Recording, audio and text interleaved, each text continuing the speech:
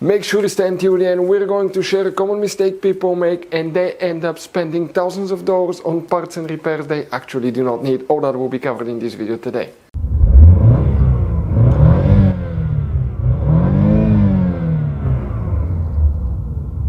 Hey guys, welcome back to Electrical Car Repair Live. Super quick, helpful video to any of you having problems with the transmission, being stuck in park on GMC SIERRA, that generation from year 2014 to year 2018. Stay with us, we'll explain what can easily cause that, what you need to check, how you can easily fix it. It could be quite simple fix, guys. Make sure that you watch the video until the end, and if you need to buy replacement parts too at a good price, quick shipping, you can see where we get them from as well. We're going to share that information in the description of the video below. Let's start on it now.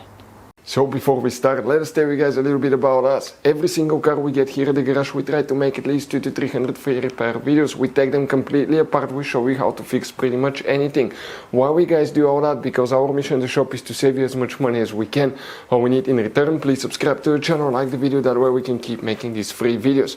By the way guys, check out our YouTube channels. We have more than 17,000 free repair videos that can save you thousands of dollars in repairs. So let's go ahead guys and start on it now. The first thing you want to check, guys, if you have that problem with the transmission stuck in park, is some fuses, because it could be quite simple fix. Then we'll explain what else can cause that. Where are those fuses located? By the way, in this GMC SIERRA there are many hidden fuse boxes that most people do not know where they're located. That's why we made one special video on our YouTube channel that's called GMC SIERRA fuse box location and diagram. Check it out, it's a video people told us saved them thousands of dollars in repairs. We need to go ahead and open the hood. When you open the hood, guys, facing the engine, lucky for us, the first fuse box we're working on is easily accessible. We need to come and open that cover on the driver's side. When you open it, you're going to get a fuse box with a layout like this one here. Before we continue, let's explain quickly why it's always a good idea to test fuses and relays.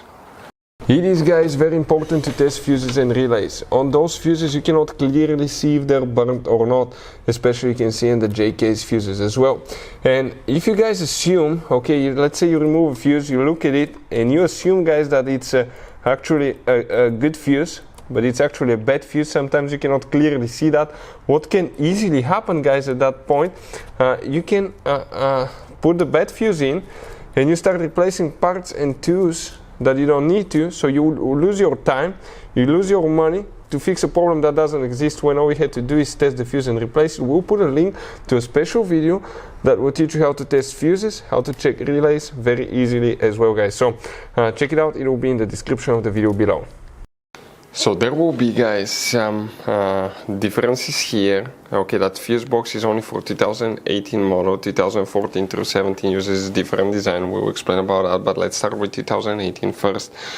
We need to check up to 6 different fuses. Some of those are for the transmission control module, for ABS traction control module, that can affect it as well. So stability track, we need to check all these fuses. The first fuse that we need to locate is fuse number 40. We're talking about that fuse here.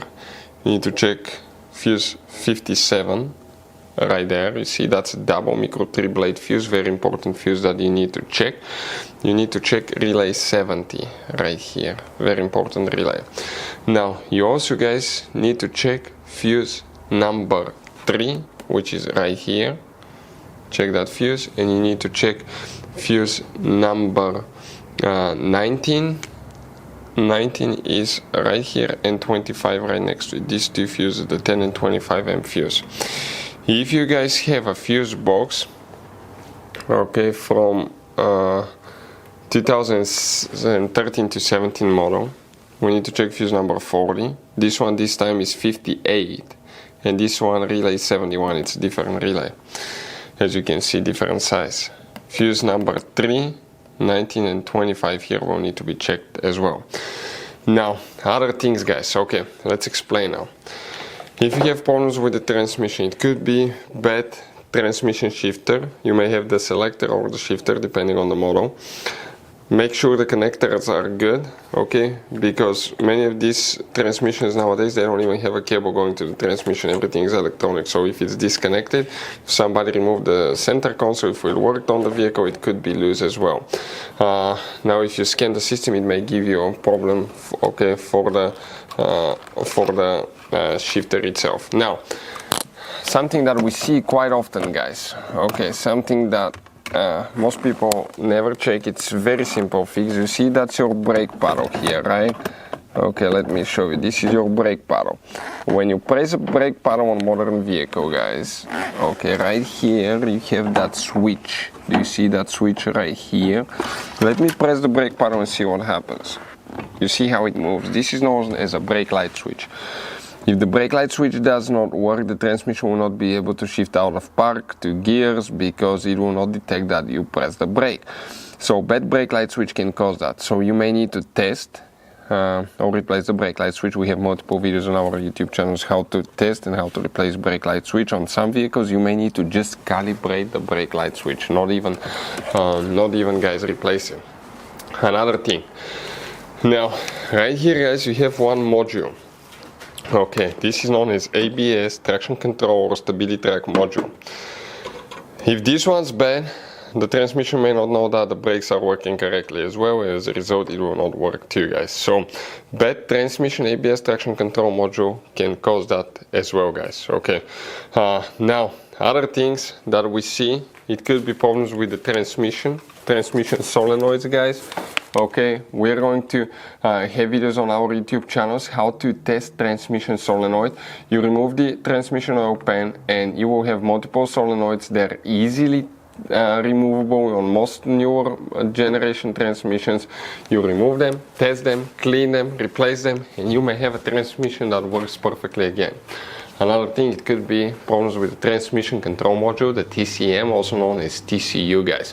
But in order to find out exactly what's wrong, you need to get an OBD reader that reads the transmission information, read the code and see what it tells you. If it tells you solenoid B or something like that, it's internal. But it may be just something simple such as a brake light switch as well, guys, or just a bad fuse. Always check those as well. So guys, this GMC Sierra has all kinds of different fuses, different kinds of relays, and those could be really hard to find. If you're in the middle of nowhere, you cannot find a replacement one, you may be stuck because of that. So we recommend, guys, okay, to get some spare ones and put in the glove box for a peace of mind. We will share the information in the description of the video below where you can get them from at a good price, quick shipping, that way you do not waste money and time. Hopefully guys the video was helpful. If you have any questions, don't hesitate to let us know. Thank you for watching. See you next time.